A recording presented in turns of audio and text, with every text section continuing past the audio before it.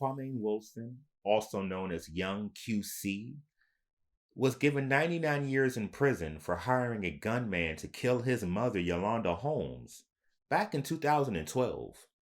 Let's talk about it.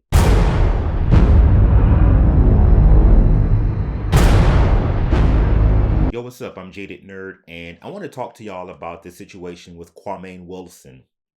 In case you haven't heard, Kwame Wilson, or Young QC, an aspiring actor and rapper from the Chicago area, made headlines back in 2012 when he hired someone to kill his mother.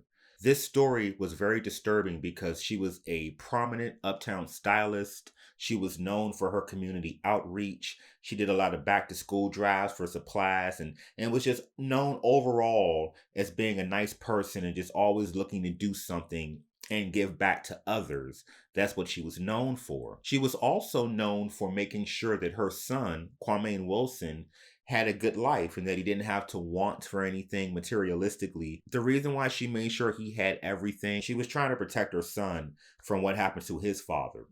His father got a life sentence for murder, and she didn't want the streets to swallow up her son. She said, okay, if I can make sure that he has nice things, it doesn't have to go out there and get them in a nefarious manner, then that's the best that I can do to protect him. So that's what she did. But he became entitled and he became very spoiled.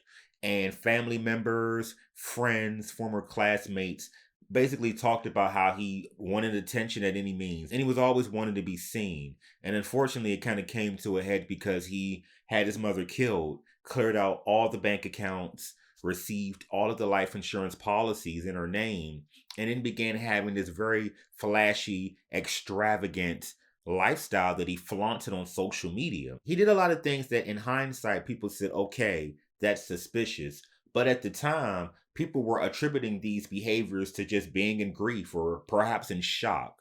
The fact that he didn't even have the decency to sit at his mother's funeral.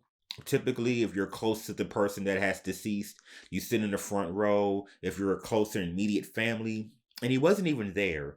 Family sources say that basically he was outside, he was preoccupied, he seemed agitated, he seemed distant. He didn't appear like somebody in grief. He just seemed like he was just rather he'd be somewhere else. As a matter of fact, I want y'all to check out this clip because he got so brazen with it.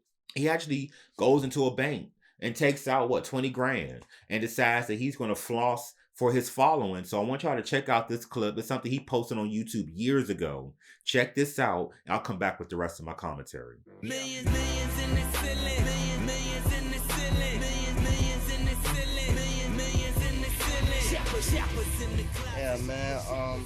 About to go get this $1,000 out for the fans, man. Really, I'm gonna take out 20,000, man. Just to show people, you feel me? I'm on a whole different level with this, man. I take this serious, man. So you can't put me in the same category as the others. The closet, shoppers in the closet, shoppers in the closet. This that y'all want it. This cook up hard, don't it? Y'all gotta beg my pardon on it, but this sound like God, don't it? Yeah, I'm tired, and y'all got to pay y'all tithes. Call my family the Holy Ghost. Church on Chrome with ties. Pop tags and I'm paranoid, cause a pawn shop was my paradise. I was dead broke when the powder came for that. Now I'm saved in that shoebox. Blue tops, bad bitch in that blue box. This big face in Blu-ray and these black diamonds like boondocks. I restore the feeling of when the goods made a killing. Hiding choppers in the closet, $500,000 in the ceiling, and them with angel face. You feel me, man? I don't play no games. You feel me? I don't play no games, man. I do this for real, bro. I don't got no problem with giving back, man. I'm the only one out here with a show that's actually giving back, you feel me? And I got proof to show it, you feel me? Shout out to this fan I'm finna go slide on, man. I'm finna take care of you.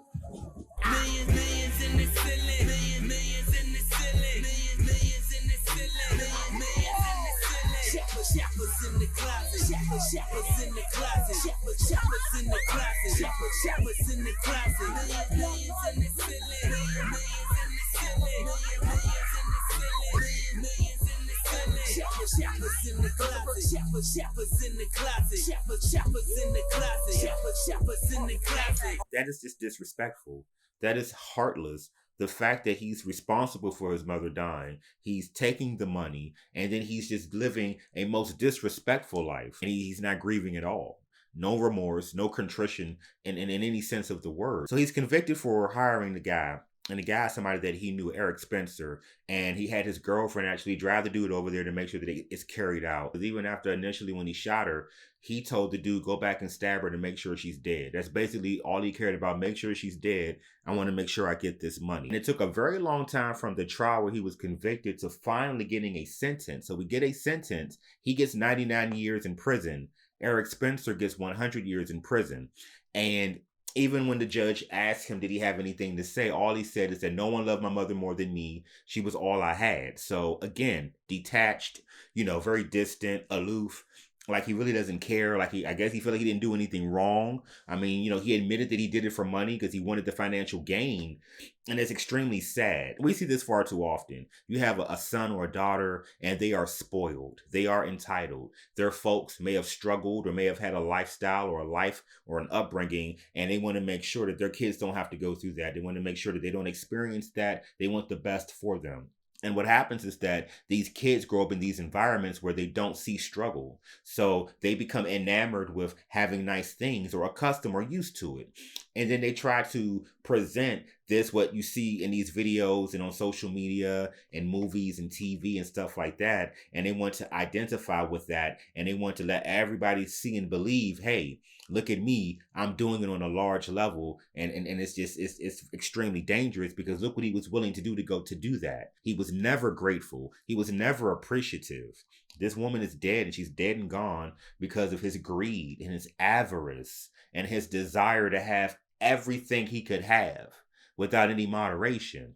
And this is something that we have to be careful about, because when you give them too much and they don't have a concept of working for it or earning it and understand that not everything is given to you, then you potentially set yourself up for something like this, or releasing a person into the world that has a sense of entitlement in everything that they do. And these are, again, dangerous people. I wonder what y'all think about this story and this situation.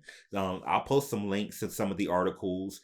This has been a story that has been developing for a very long time. But what do you think about the 99-year sentence? What do you think about the lack of remorse? There was no contrition, no real apology, no tears, a very stoic, detached look. That's how he was described when they saw him at the sentencing. So what do you think? Put everything in the comment section below. I'd love to hear what you all have to say. If you can, please throw a like on the video, subscribe, and share. It's greatly appreciated. I'm Jaded Nerd.